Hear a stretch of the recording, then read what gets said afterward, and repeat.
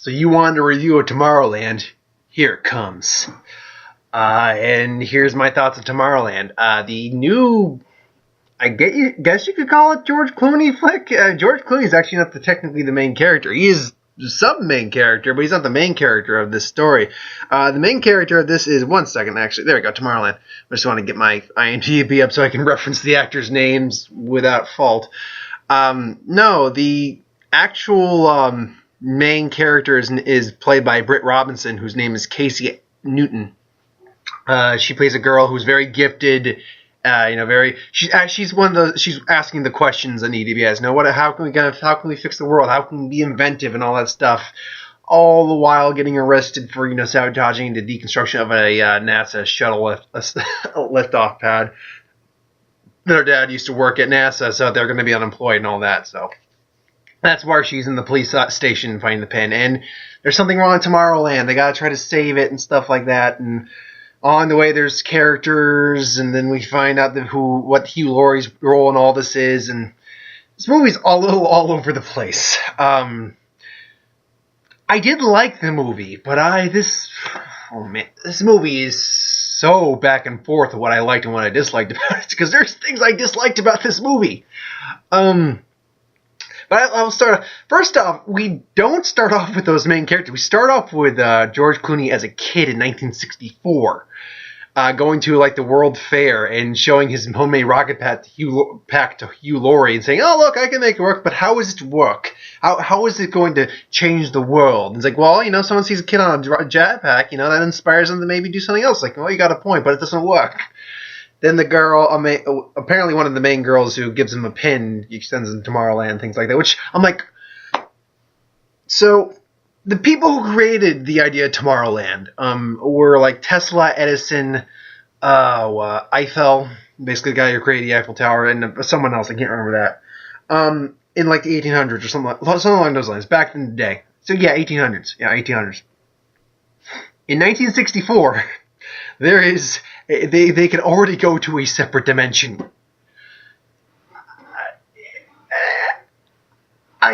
There's suspension of disbelief, and then there's a big suspension of disbelief. Holy crap! And then it's revealed that George Clooney got kicked out of there for creating something, which they still never explain what the whole thing. We'll get to that. So, more or less, I almost called her Casey Affleck. Britt Robinson, we'll call her Casey for the time being, because that's her character's name. Casey is recruited by Athena, who is played by Rafe Cassidy, who's very good in the film. Everyone's very good in the film, and I'll get to performances in a bit, but and characterization, because that ties into dislike and likes. And she gives her the last pin she had, and she's basically getting her to go to George Clooney, who will get her back to Tomorrowland to basically stop Hugh Laurie from. Well, we find out it's Hugh Laurie actually doing this from basically he's more or less broadcasting a signal of the apocalypse to basically try to warn people about the apocalypse. This is so convoluted. So first and foremost, our leads, Casey, played by Robinson. I'll get to it right after I get to George Clooney. George Clooney, I think is actually one of the best. Well, he's probably among the best parts of the film. George Clooney is great. He plays this very bitter guy due to the fact that he got kicked out because he lost hope and all that stuff, and he's very he's very angry at life, and it's understandably angry. A lot of the anger going on in this movie, and a lot of the feelings of angst and I wouldn't even call it rage, but either irritation or annoyment or anger or resentment. All of that makes sense where these people are coming from. Man, he was a child genius, and honestly, he created a jetpack. He apparently had a grenade thing that was really like half a megaton or gigaton or something like that. It was something ton. It was a little. He's got a thermal detonator! Which they go to a sci-fi shop in this, which is so awesome. Which showed another cameo from Keel, from Key and Peele. So I'm like, Keegan Mike and Key. I'm like, oh, okay, he played a robot. So yeah, they get attacked by these robots, and George Clooney's house is completely and utterly rigged. It's like Home Alone. If Home Alone had like a high budget and was done by a genius kid who wanted to kill people, laser grids, magnets, freaking the Stargate was literally sitting on his coffee table. His fire extinguisher was firing a giant jet of ice. It was all great. The imagination that went into this movie was astounding. It really was. And so that is one of the high points of this movie. Is that the visual? First off, the visuals are beautiful. I didn't want to see this in 3D, so I actually went to a midnight showing. I was the only one in the theater, so I could just talk all I wanted to. And I did at some points, for certain reasons. And one of those reasons is that the Britt Robinson character, Casey. Now, I don't want to call her unlikable. I would not call her unlikable. She does grow. She grew on me over time, and her optimism. And I appreciate the optimism. I appreciate her wanting to actually do something to change the world. I really do appreciate that for anyone, and it's something that the world desperately needs. And I'll get back to that point in a little bit. But like this girl bugged me a lot at points in the beginning. I'm like, she's demanding things from people. She honestly is. Like, she says, I want you to take me there. Take me where? She tells you, I'm not leaving until you take me there. This guy doesn't owe you jack, girl. He doesn't owe you jack. Stop demanding things from this random guy you have never met before. Now, granted, it's all for the betterment of mankind and all that stuff, but still, I don't freaking believe you. You're really just going to be like that crass and that rude to someone? It astounds me. It really does. She does it a couple of times. She does it with the Athena girl, who is revealed to be a android, and not even an android. What did they call it? AAI or something like that. They're androids, and they're basically like the recruiters and bodyguards and enforcers. But and she's also, I wouldn't call her rude per se. In the sense that she's not demanding. Well, she kind of is demanding things a bit. She doesn't give a clear-cut answer half the time. She does not explain herself half the time, which in itself is rude.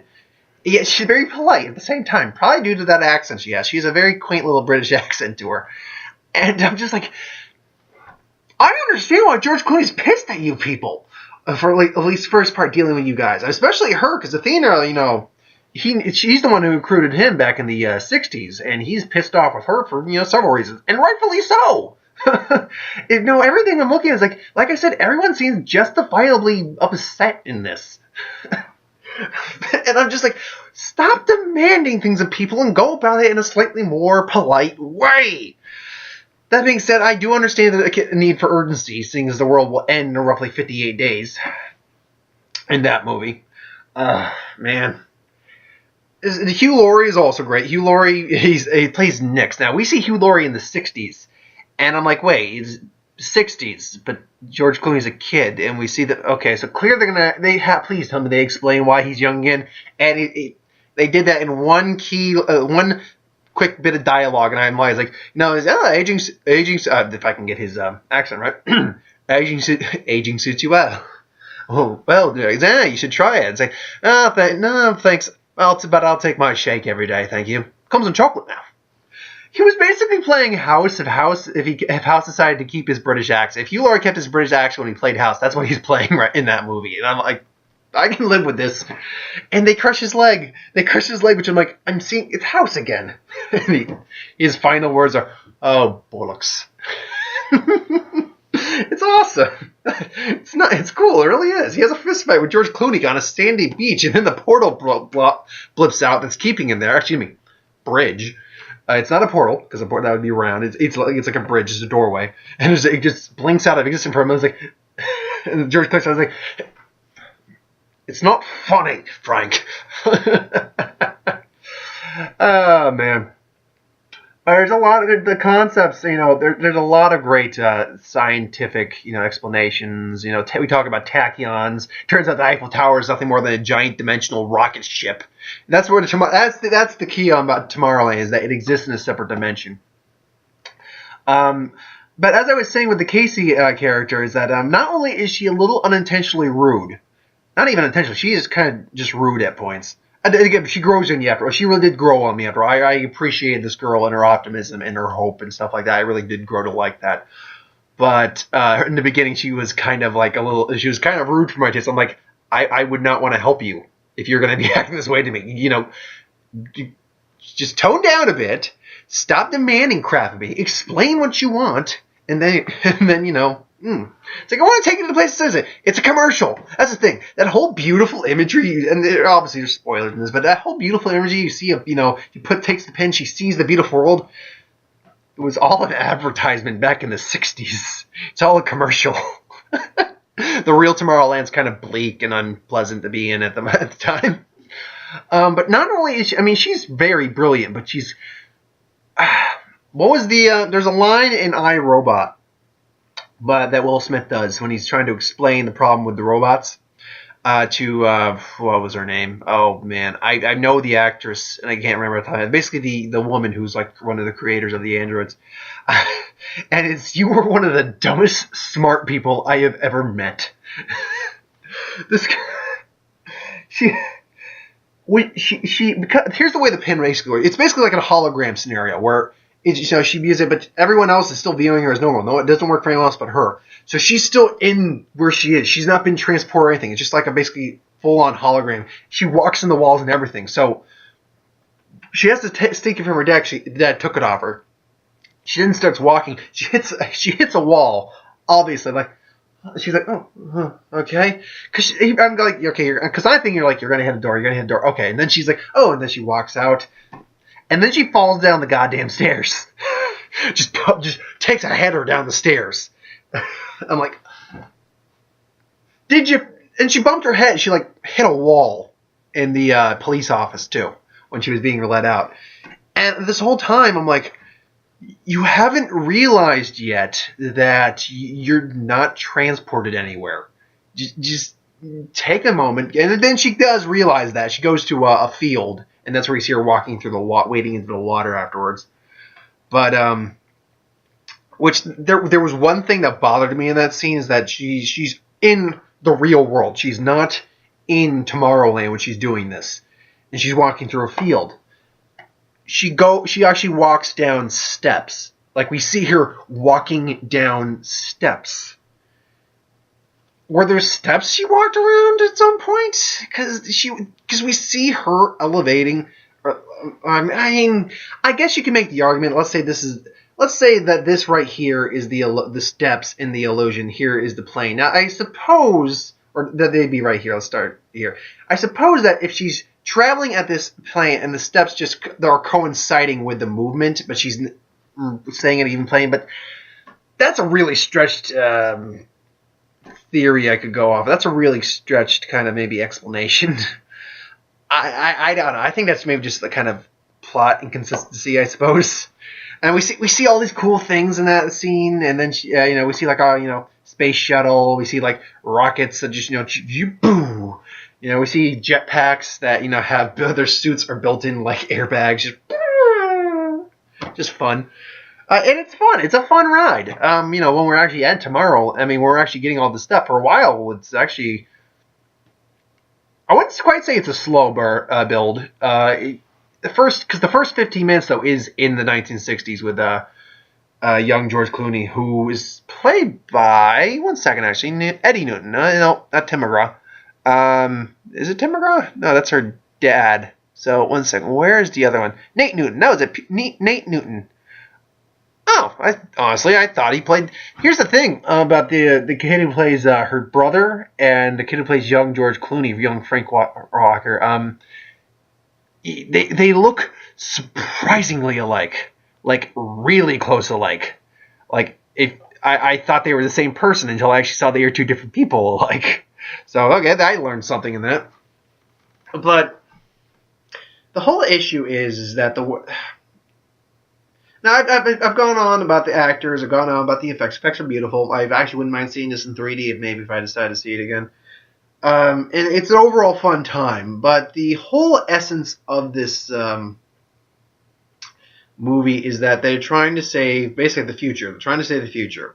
Now, how they found out the future was the world was going to end is that apparently this thing called a monitor uses tachyons that can go backwards and forwards in time, and they basically saw the future that the world was going to come to an end. Now, they gave no explanation on how it comes to an end, but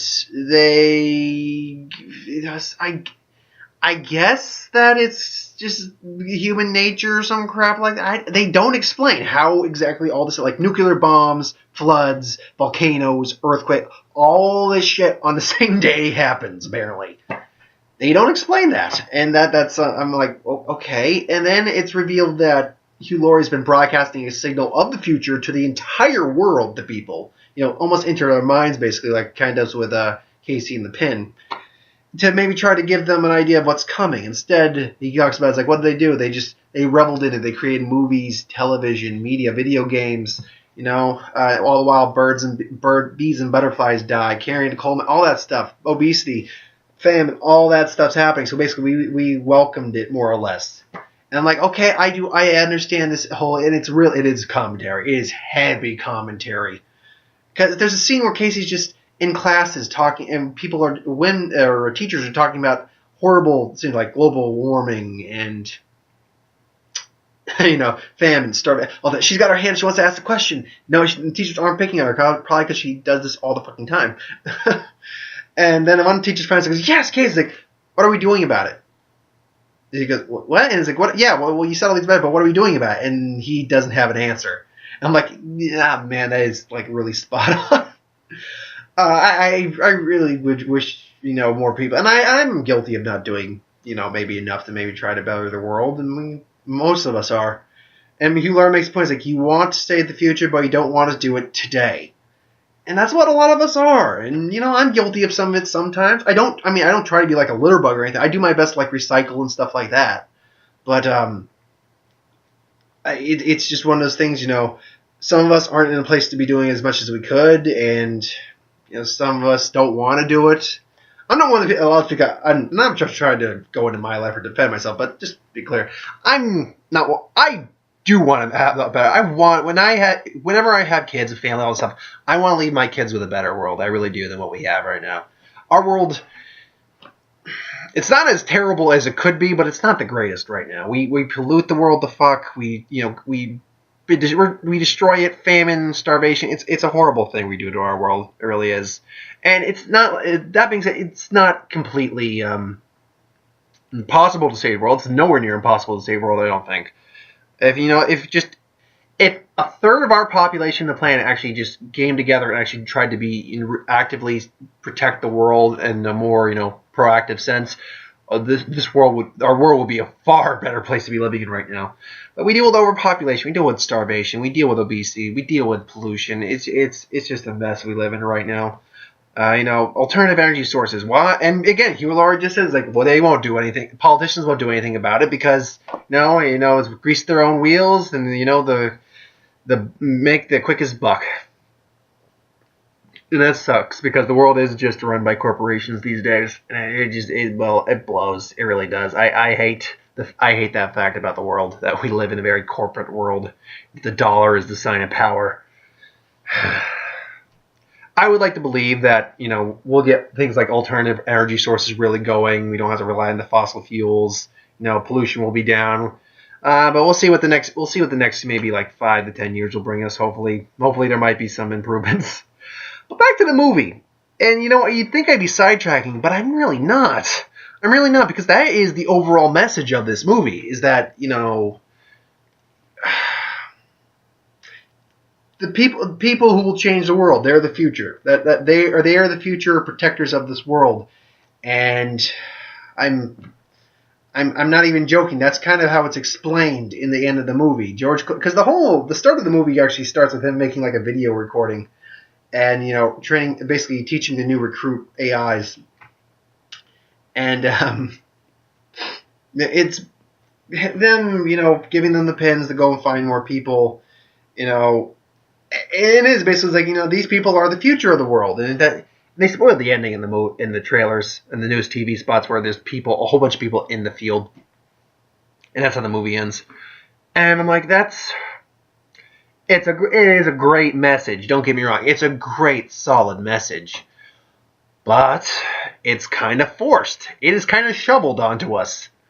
It's a very, very heavy and heaped on message. It's an appropriate message, though. It really is. It's a good message, and I appreciate the message because I want more people to understand that message. I really do. But yeah, my God, you didn't need to lay it on that thick. Hell, even Fern Gully. No, Fern Gully wasn't as subtle. No, Fern Gully. I would say this is probably a little more subtle. The Fern Gully Last Rainforest, that just hammered that on. Buried under all this subtlety! Or lack thereof. So, overall, and I just spent like 8 minutes talking about the message of this movie. Because overall, I liked the movie very much. I had some problems with the characters, and that message really is hammered in.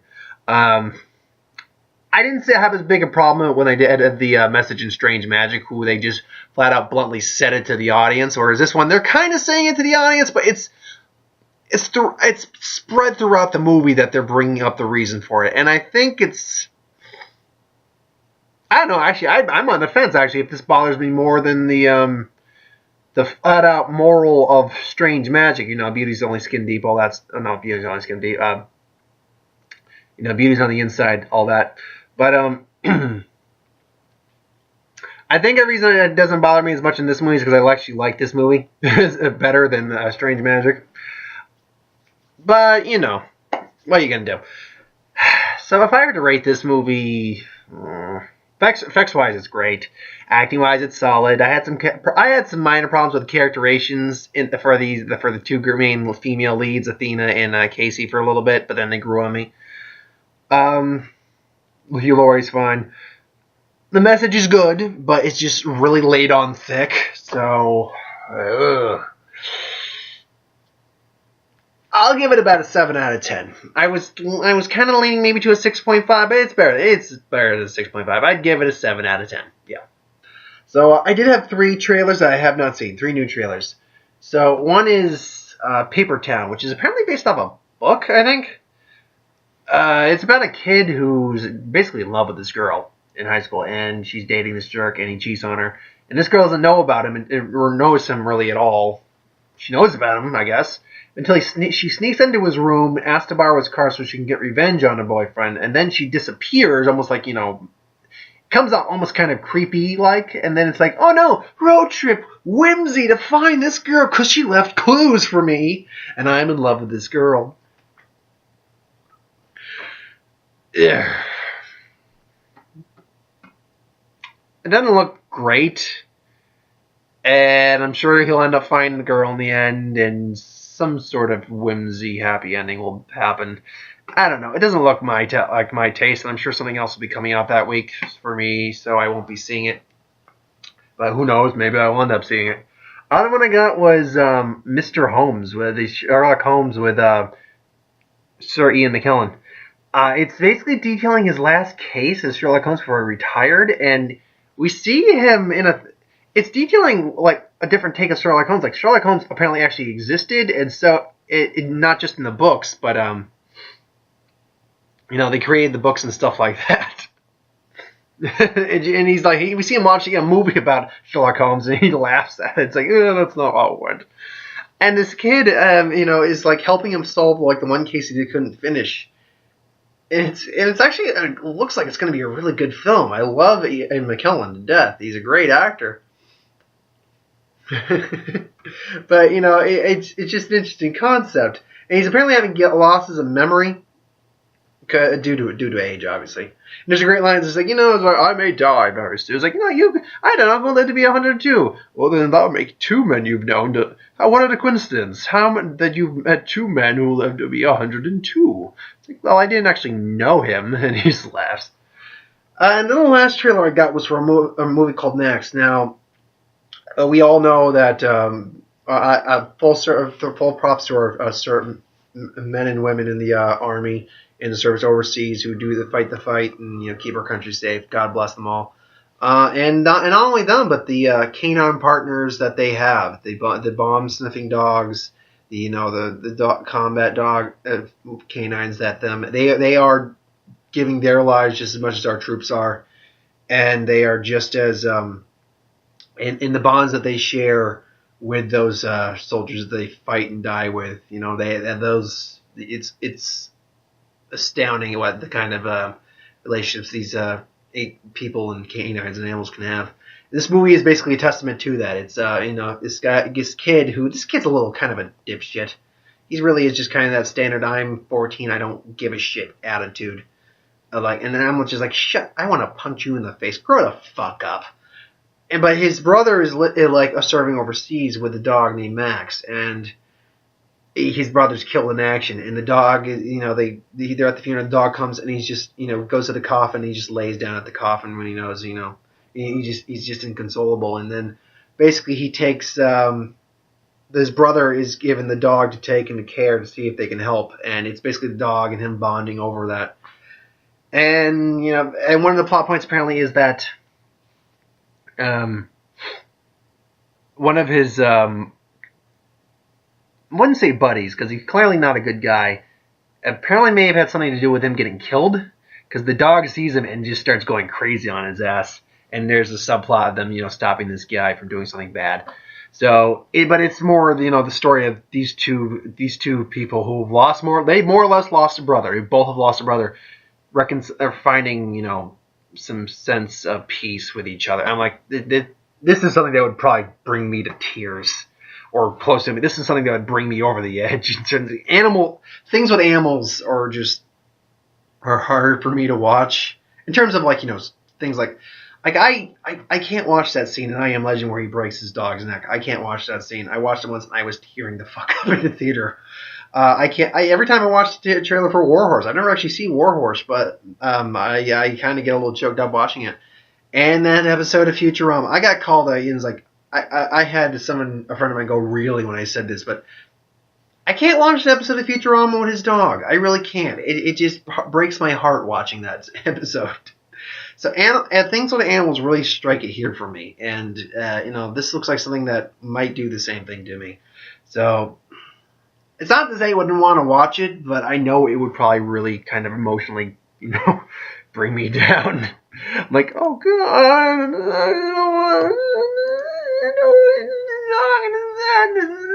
okay, I really wouldn't be that, but I'd probably be like just, I'd be doing that in the theater. Just like, oh god, make it stop. Got the feels going. Make the feels stop. Oh god, give me the Novocaine. Make it so I don't feel anything anymore. Oh god. But yeah, those are the 3 new trailers I got. None of them look terrible. I mean, I think the worst one of the 3 of them was Paper Town. That thing doesn't even look god awful. Just doesn't look great. So that's my thought on Tomorrowland. Thanks for watching. I hope you enjoyed. Like, comment, share, subscribe. And as always, if you want us to review something, put it in the comments below. Let us know. We'll do a review of it at some point. So next week, it's either Aloha, the Bradley Cooper, Emma Stone, Alec Baldwin, John Krasinski, Bill Murray, Rachel, not Weisz, Rachel McAdams comedy.